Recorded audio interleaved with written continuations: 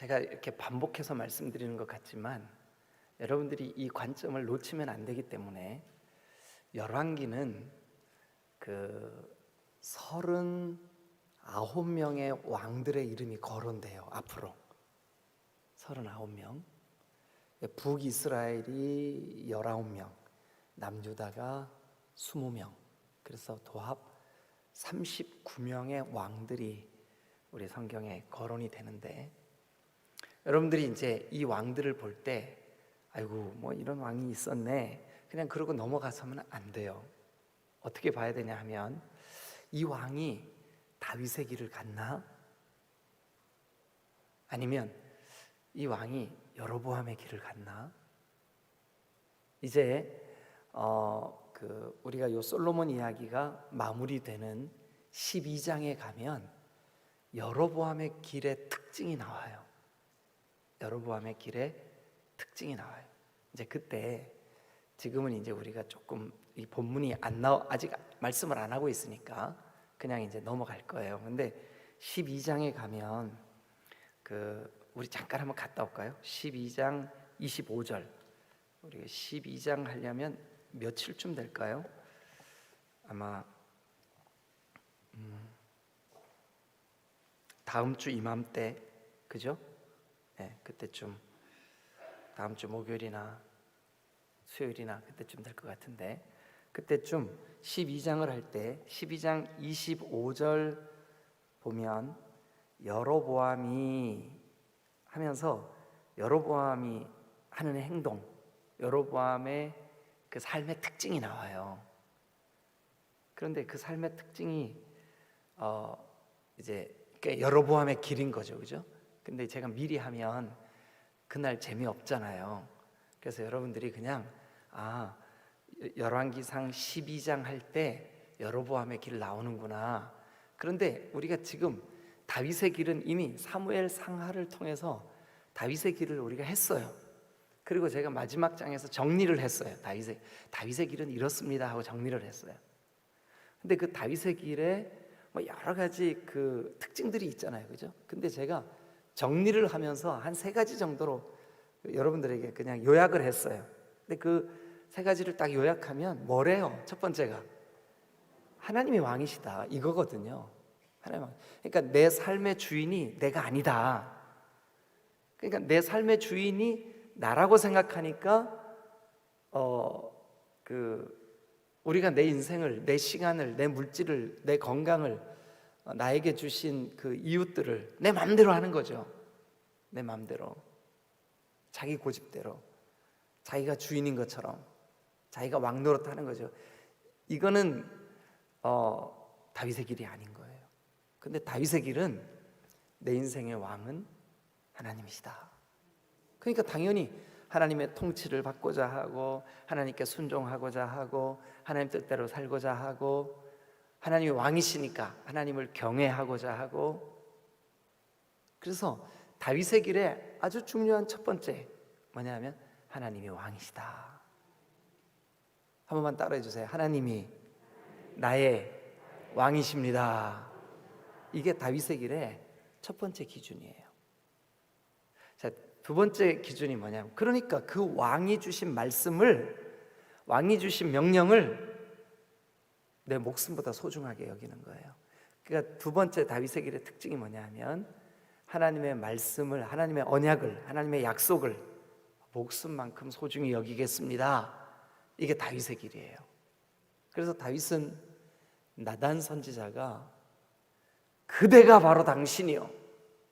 그대가 바로 당신이요. 똑같은 말이구나. 뭐죠? 그 범죄하고 난 다음에 그 과부가 양을 자기 딸처럼 여겨서 사랑했는데 부자가 그 양 뺏어가지고 잡아서 손님한테 대접했잖아요. 근데 나단 선지자가 와가지고 왕이여, 그 나쁜 놈이 바로 당신입니다. 그랬을 때 막 다윗이 막 열을 받아가지고, 아니 신하인 주제에 왕한테 이럴 수가 있냐고 막 그랬잖아요, 그죠? 아니 다윗이 화냈잖아요. 아니구나. 어떻게 했죠? 나단 앞에 무릎을 꿇었어요. 납작 엎드렸어요. 제가 잘못했습니다. 자기가 왕인데 그 나단은 다윗의 신하면서 선지자였어요. 그러니까 얼마든지 다윗이 그 순간 명령을 내려서 이놈을 당장 죽여버려라 이럴 수도 있다고요. 그러나 다윗은 그 나단 선지자의 그 경고 앞에 그냥 무릎을 꿇어버린 거죠. 그러니까 이 나단 선지자의 그 하나님으로부터 받은 그 말씀을 전달하는 선지자의 그러니까 하나님의 말씀 앞에 다윗은 경외함을 가지고 그 말씀을 받아들이는 거죠. 그러니까 말씀에 대한 태도, 말씀에 대한 우리의 그 자세, 이거를 딱 보면 저 사람이 다윗의 길을 가는가, 여로보암의 길을 가는가, 이걸 알 수가 있어요. 그래서 여러분, 다윗의 길의 두 번째 특징은 뭐냐면 하나님의 언약을 목숨만큼 소중히 여긴다는 특징이 있어요. 세 번째 다윗의 길의 세 번째 특징이 뭐라 그랬죠? 네, 코람데오. 그러니까 하나님 앞에 있다. 내가 하나님 앞에 있다. 이 세 가지. 네. 그러면 이제 오늘도 우리가 그 기준으로 한번 보시자고요. 그 기준으로 우리가 평소에는 솔로몬이 지혜의 왕이야. 솔로몬이 하나님 앞에 이렇게 그 귀한 기도를 올려드렸어. 솔로몬이 일천번제를 드리고 하나님 앞에 큰 복을 받았어. 부귀와 영화를 누렸어. 그가 평화의 왕으로 그 하나님의 복을 받았어. 이 관점으로 보지 말고 이 사람 정말 다윗의 길을 가고 있나? 여러분, 아무리 부귀 영화를 누려도, 그러니까 오늘날 우리의 말로 아무리 물질적으로 풍요로운 삶을 살아도 그 사람이 다윗의 길을 가지 않으면 그 물질적인 복이 무슨 의미가 있겠냐고요. 네? 아무리 우리가 그 탁월한 지성을 가지고 우리가 하나님으로부터 지혜의 선물을 받았어도 그 지혜를 가지고 다윗의 길을 가지 않으면 무슨 의미가 있겠냐고요. 자, 그러면 이제 우리가 오늘 이 5장을 볼 텐데 아마 여러분들 중에 솔로몬 이 사람 내가 그렇게 안 봤는데 이상한 사람이네 이렇게 생각하실 분들이 많이 계실 거예요. 근데 그게 정상이라고요. 왜 그러냐 하면 우리의 관점은 지금 이 사람이 다윗의 길을 가고 있나 여로보암의 길을 가고 있나 이거를 보기 위한 거니까. 자, 그러면 이제 우리가 성경을 좀 한번 5장을 같이 한번 보죠. 자, 1절 여러분들이 읽어주세요. 시작. 솔로몬이 기름 부음을 받고 그의 아버지를 이어 왕이 되었다 함을 두로 왕 히람이 듣고 그의 신하들을 솔로몬에게 보냈으니 이는 히람이 평생에 다윗을 사랑하였음이라. 네, 그래서 이제 이 히람은 바로 이스라엘의 제일 북쪽인 그 단 바로 위에, 그러니까 오늘날로 말하면 레바논이에요. 레바논. 그러니까 그 바로 위에 붙어 있는 북쪽이에요. 근데 다윗의 때에 이 두로는 그 이스라엘과 평화를 유지했어요. 그래서 이제 다윗과 솔로몬 때에는 사실 이스라엘 역사상 가장 강대한 때예요. 그러니까 두로 왕도, 이 레바논 왕도, 오늘 여기 성경에 이름이 뭐래요? 히람. 이 히람도 사실은 이스라엘에 대한 부러움과 두려움이 있었어요. 저 나라는 주변 나라들을 다 정복하고 막 이제 이렇게 하네. 그런데 이제 여러분 요거를 좀 기억해 주세요. 이 두로는 사실은 지중해를 통한 해상 왕국이었었어요. 그러니까 그 바다를 통해서 다른 나라들과 무역을 하고 바닷길로 그들의 그 삶을 개척해 나가는 그런 길이었었어요. 근데 이 당시 이 다윗과 솔로몬 때에 해상권을 가지고 그 경쟁을 하는 중요한 두 나라가 있었어요. 하나는 블레셋이었고 하나는 두로였었어요. 근데 이스라엘이 힘이 점점 커지면서, 그러니까 다윗 왕국의 힘이 커지면서 이 블레셋을 적으로 여겼다고요. 블레셋의 바알과 그 아세라 이런 그 우상들 이런 것들을 이스라엘이 막 물리치고 그들을 그 정복하고 하면서 이 블레셋을 정복해 버렸어요, 다. 그러니까 어느 나라가 좋아할까요? 두 나라가 경쟁을 하고 있었다고요? 블레셋과 두로가. 근데 이 경쟁 대상이었던 해상 그 경쟁 대상이었던 블레셋을 이스라엘이 눌러줘 버렸어요. 그러니까 어느 나라가 좋아하겠어요? 네, 두로가 좋아하죠. 레바논이 좋아하죠. 그러니까 레바논하고 이스라엘은 좋은 그 평화의 관계를 유지하고 있었던 거예요. 이해가 되셨죠, 이제?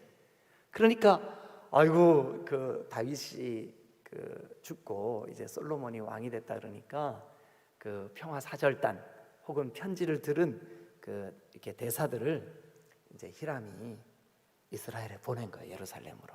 그래가지고 아이고 축하합니다. 그래서 이제 2절 2에 자, 또 읽어주세요, 여러분. 2에 뭐래요? 솔로몬이 히람에게 사람을 보내어 이르되. 예, 2에 솔로몬이 이제 화답으로 또 히람에게 사람을 보냈습니다. 그래서 뭐라 그러냐면 3절 시작.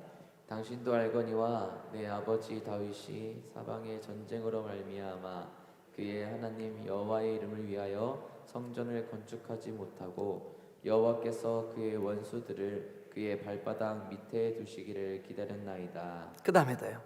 이제 내 하나님 여호와께서 내게 사방에 태평을 주심에 원수도 없고 재앙도 없도다. 자, 5절 다 같이 시작. 여호와께서 내 아버지 다윗에게 하신 말씀에 내가 너를 이어 내 자리에 오르게 할 내 아들 그가 내 이름을 위하여 성전을 건축하리라 하신 대로. 그러니까 네 아들이 성전을 건축하리라 누가 말씀하셨대요? 네, 하나님이. 여호와께서 그랬잖아요, 5절에. 그죠? 여호와께서 누구한테요? 우리 아버지 다윗한테 뭐라고요? 네 아들이 성전 건축할 거야. 그러니까 오늘 이제 성전 건축을 시작하거든요, 오늘과 내일. 근데 이 성전 건축은 사실 아름다운 명분을 가지고 있어요. 왜냐하면 하나님이 허락한 일이에요. 아버지 다윗에게 야야 너 나를 위해 네가 성전 건축 안 해도 돼. 네 아들이 할 거야. 그리고 나는 이런 네가 지어주는 이 건물에 갇히는 하나님이 아니야. 나는 어디든지 있는 하나님인데 네가 나를 위해서 집을 지어준다고? 아니야, 내가 너를 위해서 집을 지어줄게. 그러면서 하나님이 그 다윗의 마음을 기뻐하셨어요. 근데 네 아들이 집을 지을 거야. 근데 그게 이제 솔로몬이에요. 그래서 이제 그 명분, 그러니까 성전을 건축해야 되는 이유, 명분은 누구로부터 왔어요? 지금 여기 5절에 보니까 하나님으로부터 왔어요. 그러니까 이 명분은 아름다운 거예요. 귀한 거예요. 소중한 일이라고요. 그죠? 예. 자, 그래서 이제 내가 내 하나님 여호와의 이름을 위하여 성전을 건축하려고 합니다. 5절 끝에 그렇게 돼 있죠. 자, 그러면 이제 6절을 읽어보죠. 자, 시작. 당신은 명령을 내려 나를 위하여 레바논에서 백향목을 베어내게 하소서. 자, 그러면 이제 솔로몬이 히람 왕이요, 우리가 하나님의 성전을 건축하려고 하는데 당신의 나라에 백향목이 있지 않습니까? 근데 이스라엘에는 백향목이 없어요. 근데 이 백향목이 왜 이스라엘에 없냐 하면 이 백향목은 최소한 해발 2,000m 정도 되는 곳에서 자라요. 그러니까 높은 고산지대에만 살아요. 그런데 이 백향목이, 여러분 우리 이 예배당 지을 때 저 1층 주차장에서부터 저 꼭대기 옥상까지 높이가 얼마나 돼요? 우리 건축위원장님 얼마나 돼요? 이 높이가 얼마나 돼요? 이창정 장로님, 몇 메다나 될까요 이게? 지금 우리가 앉아 있는 여기는 한 10m 정도 되죠. 예. 근데 저 아마 1층서부터 저기까지 한 30m 될까요? 30m는 좀 안 되겠죠, 그죠? 예. 아마 그럴 거예요, 제 예상에. 그런데 이 백향목이 평균 30m 가량 자랍니다. 그러니까 나무가 키가 제법 크죠, 그죠? 근데 이 나무가 쭉쭉 뻗어요. 아주 곧게 자라요. 저 기둥처럼 쭉 뻗어요. 아주 키도 크고 날씬합니다. 괄호 열고 저처럼 괄호 닫고. 아니 근데 비웃지 마시고. 그런데 이 나무가 그 고산 아주 높은 지역에서만 자라다 보니까 아주 그 생명력이 굉장히 강해요. 그러니까 단단하게 자라 얘가. 그래서 벌레들이 잘 못 먹어요, 얘를. 너무 단단하니까 벌레들이 잘 못 먹어요. 그런데 신기하게 이 나무는 향이 강해요. 그래가지고 이 벌레 충들이, 해충이 이게 틈타지를 못해. 그래서 여러분, 이 향기가 100년 이상 간다 그래서 이름이 뭐라고요? 네, 백향목인 거예요. 백향목인 거예요. 그러니까 키가 아주 곧게 높이 30m 이상 쭉 자라고, 나무가 아주 단단하고, 그리고 벌레가 잘 먹지를 않고. 그리고 이 나무의 특징이 뭐냐면 이 나무가 위로 자랄 때 동시에 아래로도 자라요. 그래서 뿌리가 굉장히 견고해요. 그래서 학자들이 이 백향목을 잘 연구해 봤더니 30년 정도 이 백향목이 처음 자랄 때, 그러니까 백향목이 어릴 때 30년 정도 위로는 별로 안 자라고 뿌리가 그렇게 든든하게 자란대요. 뿌리가 굵어지고 쭉 30년 동안. 그리고 이제 30년이 지나면 서서히 위로, 그러니까 그 뿌리가 그렇게 견고하니까 그 고산지대 바람이 얼마나 심하겠어요, 그죠? 그 바람이 심한 그 고산지대에, 그 해발이 2,000m가 넘는 곳에 눈이 오면 잘 녹지도 않는 곳에 위로 쫙 30m를 자랄 수 있는 뿌리가 견고하겠죠. 그래서 이 나무는 고대에 중요한 건축 자재로 쓰여졌어요. 그러니까 아주 굉장히 비싸고 굉장히 고급스러운, 이 나무만큼 고급스러운 게 찾기 힘들 만큼. 그래서 이제 그 솔로몬이 부탁을 하는 거예요. 히람이여, 왕이여, 레바논의 왕이여, 오늘 여기 우리 성경에 두로의 왕이여, 당신이 명령을 내려서 나를 위해 6절입니다. 레바논의 백향목을 베어 내게 하소서. 그러면서 이제 그 다음 구절이 중요해요. 밑줄 한번 그어 보세요. 뭐라고 돼 있냐 하면, 자 읽으세요. 시작. 내 종과 당신의 종이 함께할 것이요. 뭐래요? 솔로몬이 내 종과 또요 당신의 종이 함께 할 것입니다. 왜 당신의 종이 왜 필요하냐면 이 벌목하는 기술이, 이스라엘에는 이런 나무들이 없으니까 벌목할 줄 몰라요. 그 크고 긴 나무를 어떤 방법으로 벌목을 해서 어떻게 그 고산에서 끌어내리고 어떻게 이 필요한 장소까지 옮기고 하는 기술이 누구에게 있냐 하면 이 두로 왕의 그 일꾼들에게 그 기술이 있어요. 근데 우리 일꾼들이 없어. 그러니까 이제 솔로몬 생각에 아이고 우리 일꾼들을 보내가지고 그들을 좀 돕게 해야 되겠다. 그래서 거기를 다시 한번요. 뭐라고요? 누구의 종과 누구의 종이 함께 하라고요? 내 종과 당신의 종이 함께 할 것이요. 누구 생각이에요 이거? 솔로몬의 생각이에요. 자 그리고 이제 그 다음도 한번 보세요. 자, 내가 당신의 모든 말씀대로 당신의 종의 삭슬 당신에게 드리리이다. 그러니까 당신의 종들이 받을 품삯, 그 삭슬 누가 주겠다는 거예요? 네, 솔로몬이 주겠다. 내가 주겠다. 당신에게 줄 테니까 그 품꾼들의 모든 삭슬 내가 주겠다. 네, 두 가지를 제안한 거예요, 솔로몬이. 여러분, 우리가 어제 보니까 이 솔로몬이 얼마나 지혜로웠어요, 그죠? 그래가지고 그 그 아이를 쪼개라 하는 그 판결.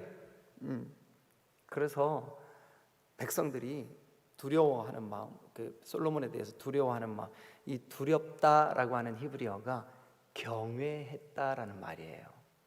그러니까 솔로몬의 지혜에 대하여 백성들 모두가 경외하는 마음을 가졌어요.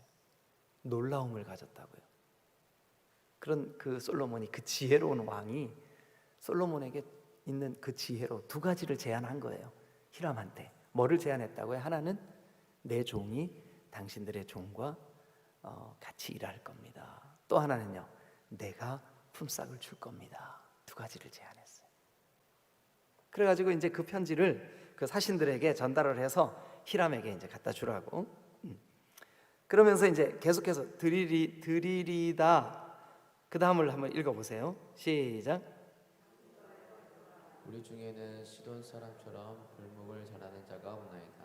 네, 그랬더니 이제 7절 히람이 솔로몬의 말을 듣고 크게 기뻐하여. 그러면서 이제 히람도 이 솔로몬이 제안한 두 가지, 우리 종과 당신의 종이 같이 일할 겁니다. 그리고 그 품삯은 내가 주겠습니다. 이 솔로몬이 제안한 거예요. 그러니까 이제 그 뭐 협정서 같은 걸 하나 보냈겠죠, 이 사신들에게. 그런데 이제 히람이 그걸 딱 받아들고 히람도 머리가 이제 팍 돌아가는 계산을 하는 거죠. 계산을 하면서 뭐라 그러냐 하면, 자,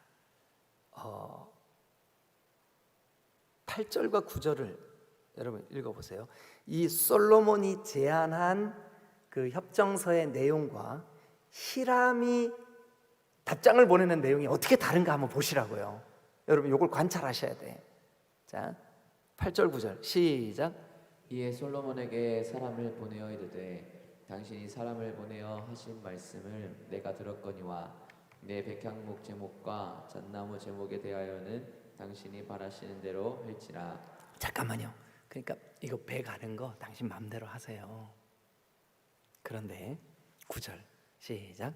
내 종이 레바논에서 바다로 운반하겠고 내가 그것을 바다에서 뗏목으로 엮어 당신이 지정하는 곳으로 보내고 거기서 그것을 풀리니. 그러면 솔로몬이 제안한 거 두 가지였었잖아요. 하나는 내 종들을 보내서 당신의 종들과 같이 일하게 하자.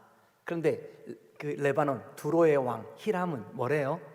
아이고, 종들을 뭐 쓸데없이 보내냐고, 우리 종들이 잘라가지고 바다에서 뗏목으로 띄워서 그 이스라엘의 요빠 항구까지 보낼 테니까 거기서 받아서 예루살렘까지 이동만 하면 된다고. 그러니까 당신의 종들이 올 필요가 없다. 왜 히람은 솔로몬의 지혜로 내 종들을 보내가지고 내 종들과 당신의 종들이 같이 일하게 하자 한 그 제안을 거절했을까? 근데 지금 이 두 사람의 지혜, 두 사람의 이제 그러니까 외교적인 전술이에요. 전략이라고. 솔로몬의 전략, 히람의 전략. 솔로몬이 먼저 딱 이 제안을 딱 했는데 히람이 보기 좋게 맞장구를 칩니다. 이게 지금 평화의 메시지들이 오고 가는 것 같죠, 그죠? 표면상 그렇다니까요. 그런데 사실은 불꽃 튀는 외교전이 벌어지고 있는 거예요. 그 내면에서는 왜 그러냐 하면, 여러분, 지금 이스라엘은 솔로몬과 함께 주변에 있는 나라들을 정복을 해 나가고 있고 그들에게서 조공을 받고 있는 상황이었었거든요. 그런데 이제 그 두로 입장에서는 이스라엘의 그 힘이 자기들의 턱 밑까지 딱 와 있는 거예요. 턱 밑까지 딱 와 있어요. 여러분들도 이렇게 하면 재밌는데, 이렇게 하면 턱 밑까지 딱 와 있어요. 그런데 저 나라에서 수천 명의 일꾼들을 우리나라에 보내가지고 우리나라의 이 그 두로의 지형, 지물, 도로, 하천 이걸 다 파악을 해? 만약에 우리 때 히람의 때에는 평화를 유지했다 할지라도 그 다음 왕국에 전쟁이 벌어지면 어떻게 될까요? 이 히람과 두로 왕국 입장에서는 우리의 모든 정보가 다 저 나라에 빼앗겨 버리는 거예요. 그러니까 히람이 솔로몬의 편지를 딱 받아들고, 오, 솔로몬이 수천 명의 인부를 보낸대. 오, 잘 됐네, 좋다. 그래 받아들였다. 그러면 이 두로 왕국의 모든 군사 정보라든지 그 백성들의 삶의 정보가 다 빠져나가는 거죠. 그러니까 편지를 딱 받자마자 히람이 팍팍 이게 막 돌아가는 거예요. 그래가지고 아이고 올 필요 없습니다. 우리 나무 잘라서 우리 벌목공들이 나무 잘라가지고 바다로 뗏목으로 해가지고 보낼 테니까 안 오셔도 됩니다. 지금 이 얘기거든요. 그런데 자 1회전이 땡 하고 끝났어요. 종이 울렸어. 1회전 3분 동안 막 복싱 선수가 컨트롤 했어요. 근데 땡 하고 종이 울렸어. 근데 1회전의 점수를 딱 오픈을 해서 보니까 어느 쪽이 승리했을까요? 여러분들이 이제 심판관들이에요. 솔로몬의 지혜와 두로왕 히람의 지혜가 불꽃 튀는 외교전이 딱 벌어졌어. 그런데 누가 이겼어요? 히람이 이긴 거예요. 그 지혜로웠던, 아니 하나님으로부터 받은 그 지혜, 그 놀라운 지혜의 왕 솔로몬이 1회전에 한 방 얻어맞은 거지. 그리고 이제 또 하나, 자 보세요. 이제 그 다음 제안이, 두 번째 제안이 뭐였었죠? 첫 번째 제안은 내 종과 당신의 종이 같이 일하자. 두 번째 제안이 뭐였었다고요? 아까 품삯 내가 줄게. 그런데 여러분 이것도 히람의 입장에서 볼 때 품삯을 그 돈이니까 덥석 받았다. 그러면 이 일하는 인부들 입장에서 볼 때 이 돈 누가 준 거예요? 솔로몬이 준 거예요. 근데 가뜩이나 저 솔로몬이 뭐 우리나라도 지금은 안 그래요. 지금은 뭐 이건 말도 안, 지금은 안 그래요. 불과 우리 여기 계시는 뭐 연세 드신 장로님들이나 또 권사님들은 아실 거예요. 한 3, 40년 전만 해도 이거 일제야. 이 밥솥 일제야. 이거 이 드라이기 일제야. 이 차 일제야. 그러면 사람들이 어떻게 했어요? 오. 아니 지금은 안 그렇다고. 지금은 이거 한국제야. 그러면 이제 더 좋잖아요, 그죠? 네, 좋잖아요. 근데 지금 이 상황이 어떤 상황이냐면 이스라엘은 국력이 점점 커가고 있고 이 주변의 나라들은 이스라엘의 눈치를 살피고 있을 때였기 때문에 백성들의 마음속에 이스라엘의 솔로몬이 우리한테 품삯을 준대. 그러면 민심이, 여러분 지금 왕정 시대잖아요. 왕들이 통치하는 시대잖아요. 두로왕 히람이 자기의 리더십을, 자기의 권력을, 자기의 파워를 백성들에게 지금 발휘해도 될까 말까 한 때에 이 품삯의 출처가 이스라엘로부터 왔대. 그러면 백성들의 민심이 어떻게 되겠어요? 이스라엘로 향하겠죠. 그러니까 히람이 이걸 딱 그 편지를 딱 받아들고 솔로몬의 제안에 이게 막 돌아가는 거예요. 그래가지고 뭐라 그러냐면, 자 9절 거기서 그 다음에 뭐라, 나의 궁정 당신은 받으시고 내 원을 이루어. 찾으셨어요? 9절 끝에 나의 궁정을 위하여 음식물을 주소서. 돈 줄 필요 없습니다. 음식물을 주소서. 그랬더니 10절, 자 같이 읽습니다. 시작. 솔로몬의 모든 원대로 백향목 제목과 잣나무 제목을 주매. 근데 솔로몬의 원했던 대로 백향목도 다 베주고 심지어 그 원하지 않은 잣나무 잣나무 제목까지 준다 그랬어요. 그러나 실제로는 그 표면적으로, 그러니까 겉으로 드러난 모습은 다 주는 것 같지만 속으로는 솔로몬이 제안한 두 가지 제안을 전부 다 거절했어요. 거절당했다고, 솔로몬이. 그죠? 그러니까 솔로몬의 지혜가 이긴 거예요? 히람의 지혜가 이긴 거예요? 히람의 지혜가 이긴 거예요. 그리고 이제 또 하나, 그러니까 이 글을 읽고 있는 독자들의 마음속에 이거 이상하다, 솔로몬이 끌려가네. 그렇게 지혜로, 하나님이 주신 지혜를 가진 사람인데. 그리고 또 하나, 자 이제 그 다음도 우리의 마음을 좀 불편하게 하는 대목인데, 이제 11절 12절 읽고 13절로 한번 가보죠. 빨리 읽죠. 시작. 솔로몬이 히람에게 그의 궁정의 음식물로 밀 2만 고루와 맑은 기름 20고루를 주고 해마다 그와 같이 주었더라. 그 히람한테 해마다 주는 것을 뭐라 그러죠? 조공이라 그래. 조공. 그러니까 조공은 어떤 나라가 어떤 나라에게 줘요? 약한 나라가 강한 나라. 우리나라도 여러분 끊임없이 중국에 조공을 바쳤었잖아요. 예? 왜냐하면 힘이 없으니까. 예? 그랬었잖아요. 그런데 지금 보세요. 이게 어떻게 된 영문인지. 여기 보니까 밀 2만 고루, 2만 고루. 고루가 우리나라 말로 섬이에요. 섬. 한 섬, 두 섬. 한 섬이 밀 2가마예요. 2가마. 한 섬이 밀 2가마. 그러니까 2만 고루면 4만 가마를 매 해마다 히람에게 조공으로 바친다고 약속을 한 거예요. 그러니까 그 지혜로운 똑똑한 솔로몬이 지금 우리가 해마다 조공 바칠게요. 이렇게 돼버린 거예요. 그 뭐 이거 기름 이런 것도 다 설명하면 좋겠는데 지금 시간 없어요.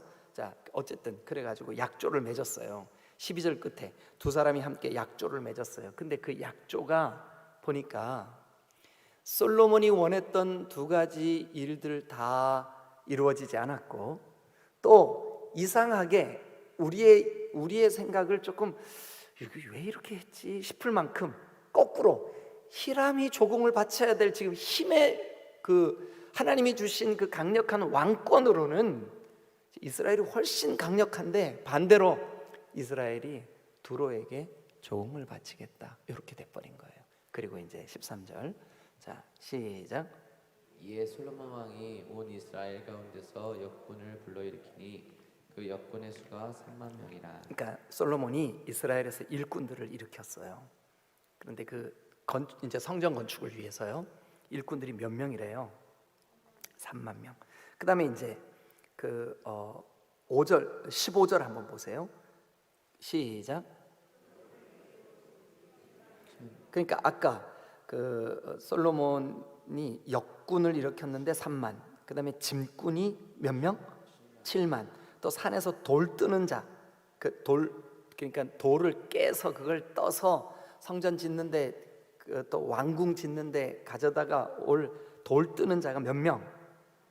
빨리 좀 계산 좀 해봐 주세요. 나 계산을 잘 못해가지고. 예? 몇 명이라고요?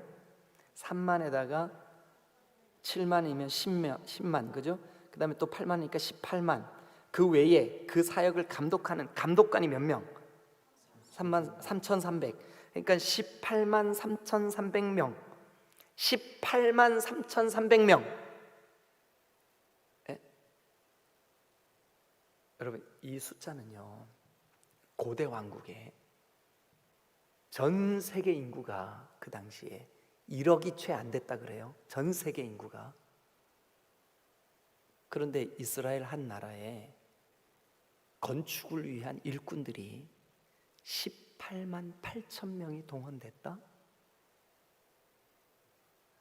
여러분 이때 20세 이상 남자 장정, 그러니까 노인에 이르기까지 뭐 노인들은 안 오셨겠지만 하여튼 남자 장정들 일할 수 있는 모든 인구가 기껏해야 50만 60만 요 정도밖에 안 될 때예요. 그런데 18만 3,300명을 일꾼으로 징집을 해버렸어요. 그러니 이때부터 시작되는, 이제 내일 6장에 보면 자세히 자세히 오늘은 말씀을 이 정도로 마칠게요. 그런데 여러분 18만 3,300명이 20년 동안 집안일을 돌보지 못하고 건축하는 일에 부역에 동원된다. 그 나라가 어떻게 될까요? 아니 이렇게 지혜로운 사람이, 하나님이 주신 지혜가 있는 사람이 왜 이런 어리석은 판단을 했을까? 집집마다 모든 일꾼들 다 불러내고 히람과의 그 관계에 있어서도 조공을 받아야 될 하나님이 주신 그 엄청난 부귀영화가 있는 이 사람이 조공을 바치는 것 같은 모양, 여기 뭐 조공을 바쳤다 이런 표현은 없어요. 그러나 해마다 그와 같이 주었더라 11절 끝에 그렇게 돼 있잖아요. 조공을 바친 것 같은 그런 이게 바로 우리에게 이런 말씀을 간접적으로 해주고 있는 거예요. 아무리 하나님이 주신 축복과 지혜가 있어도 다윗의 길을 가지 않으면 이런 일이 벌어진다. 어떤 일이요? 백성들을 노동력을 착취하고 한숨 쉬고 고통받게 만드는 일. 이제 한 장 한 장 더 뒤로 갈수록 이 솔로몬의 이 수가 악수였다는 것이 드러나기 시작해요. 그래서 나라가 쪼개져. 이 일로 인해서 남과 북이 나뉘어진다고요. 자, 답이 하나예요. 왜 그랬을까요? 다윗의 길을 가지 않았기 때문에 그래요. 다윗의 길을 가지 않았기 때문에 그래요. 여러분, 오늘 우리도 마찬가지. 하나님이 주신 놀라운 복이 있어요. 은혜가 있고 은사가 있고 여러분들에게 주신 평화가 있고 물질이 있고 달란트가 있어요. 그런데 그 하나님이 주신 것들을 누리면서 주신 분을 인식하지 못하면, 그러니까 주신 것을 누리면서 주신 분을 왕으로 기억하지 못하면 우리는 악수를 두게 돼 있다고요. 좋지 못한 방향으로 가게 돼 있다고요. 그래서 우리는 깨어서 하나님, 우리에게 주신 이웃, 우리에게 주신 전도 대상자들, 우리에게 주신 가족, 하나님, 제가 먼저 믿은 그리스도인으로서 좋은 덕을 보이고 좋은 어제도 우리 저녁 집회에 김영민 목사님, 바울과 신라가 옥에 갇혔는데 기적이 일어났으면 가야 되는데 안 가고 있었다는 거예요. 왜 그럴까요? 그 한 사람, 옥을 지키는 간수에게, 그 간수의 영혼, 간수에게 자기의 그 존경하는 마음, 존중하는 마음, 그거 보여주기 위해서 그가 참고 기다렸다는 거예요. 우리는 우리의 동료, 우리의 동역자, 우리의 같이 일하는 주변 사람들에게 여러분들이 어떻게 인식되느냐에 대한 것이, 여러분, 이거 굉장히 중요합니다. 만약에 솔로몬이 이때 하나님이 주신 지혜 그리고 겸손히, 나는 하나님이 왕이시고 나는 대리왕으로서 나는 겸손히 백성들을 잘 섬겨야 된다, 그래서 여러분 백성들에게 노동력을 착취하지 않고 백성들을 평화로 이끌고 그들을 잘 섬기고 했더라면 그가 다윗의 길을 갈 수 있었을 텐데, 안타깝게도 그는 명분은 너무 아름다워요. 하나님의 성전을 건축하자, 명분은 너무 아름다워요. 근데 나중에 알고 보니까 성전보다 자기의 집, 왕궁 건축하는데 13년이나 걸려서 백성들은 등골이 빠지게 만들고 자기는 부귀영화를 누려. 이게 바로 다윗의 길이 아닌 여로보암의 길을 가는 전형적인 모습인 거예요. 여러분, 진지하게 우리를 지금 바라보고 있는 불신자, 우리 가족 중에, 어제 우리가 여러분 안타까운 기도 제목 같이 기도했어요. 우리의 가족들 중에 예수 믿지 않는 자녀를 둔 우리 재직들 얼마나 눈물로 기도하는데, 그들을 위해서 우리가 좀 힘을 북돋우는 기도 같이 하자. 그래요, 여러분. 우리가 그들에게 어떤 영향을 끼치고 있습니까? 그리스도인으로서 어떤 덕을 끼치고 있습니까? 그들을 얼만큼 품고 사랑하고 있습니까? 여러분, 다윗의 길을 갈 때 비로소 다윗처럼 주님이 왕이십니다, 나는 주님의 말씀에 순종하겠습니다 할 때 비로소 겸손히 그들을 존중할 수 있고 섬길 수 있고 사랑할 수 있고, 우리가 여러분 신앙과 그리고 우리의 덕이 함께 갈 수 있을 줄로 믿으시길 축원합니다. 여러분, 가장 강력한 전도가 뭔지 아십니까? 여러분들이 그리스도의 향기가 되는 거예요. 오늘 여러분들이 가셔야 될 직장, 여러분들이 일해야 될 일터, 가장 자주 만나고 많이 만나는 사람에게 여러분 어때요? 아, 저 사람 정말 그리스도인이야, 저 사람 정말 다윗의 길을 가는 사람이야, 저 사람 정말 나도 저 사람처럼 예수 믿고 싶다, 이런 마음을 줄 수 있는, 이게 바로 가장 강력한 전도예요. 여러분, 오늘 우리 한번 통성으로 부르짖죠. 주님, 제가 빛이 되고 소금이 되고 다윗의 길을 가게 해주세요. 솔로몬은 그 다윗의 길을 지금 가고 있는지를 자기를 점검하지 못하고 있어요. 그것 때문에 지금 다 놓치고 있는 거예요. 다 놓치고 있는 거예요. 우리가 지금 그걸 보고 있는 거예요. 사랑하는 여러분, 우리 디딤돌교회가 이 50주년에 50일 특별 새벽 기도를 하면서, 하나님, 우리 주변의 이웃들에게 이 토한동에서 착한 교회로 빛이 되고 소금이 되는 교회로, 칭찬 듣는 교회로, 그런 교회로 주님 세워지는 놀라운 은혜가 있게 해주세요. 그러기 위해서는 우리가 먼저 다윗의 길을 가야 될 줄로 믿습니다.